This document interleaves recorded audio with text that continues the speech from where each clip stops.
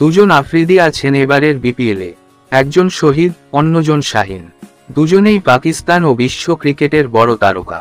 সম্পর্কে তারা আবার শ্বশুর জামাতা। তবে এখন মাঠে খেলেন শুধু একজনই, জামাতা শাহিন আফ্রিদি। শহীদ আফ্রিদির ভূমিকা বদলেছে।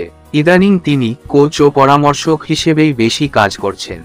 দুই বিখ্যাত আফ্রিদিকেই দেখা যাবে এবারের বিপিএলে।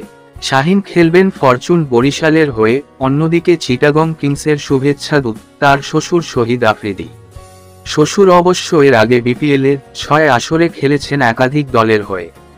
এবারও শহীদ আফ্রিদির ভূমিকাটা খেলোয়াড়ের হলেই এবার বিপিএলে তার মুখোমুখি হয়ে যেতেন জামাতা শাহিন। সেটা হয়নি বলে বেশ খুশি 24 বছর বয়সী পাকিস্তানি পেসার শাহিন আফ্রিদি। বিপিএল খেলতে গতকাল রাতেই ঢাকায় এসেছেন শাহিন।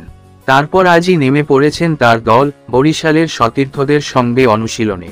মিরপুরে বিসিবি একাডেমি মাঠে সেই অনুশীলন শেষে শাহিন আফ্রিদি সংবাদ মাধ্যমের মুখোমুখি হওয়ার পর খুব স্বাভাবিকভাবেই এসেছে তার বিখ্যাত শ্বশুরের প্রসঙ্গ। প্রতিপক্ষ দলে নিজের পরিবারের একজনকে পেয়ে শাহিন নিজেও খুশি। খুব ভালো ব্যাপার এটি, আমার শ্বশুরের সঙ্গে প্রতিদ্বন্দ্বিতা। আমার জন্য ভালো বিষয় হলো তিনি খেলবেন না, তাই মাঠে আমাদের মুখোমুখি হতে হবে না।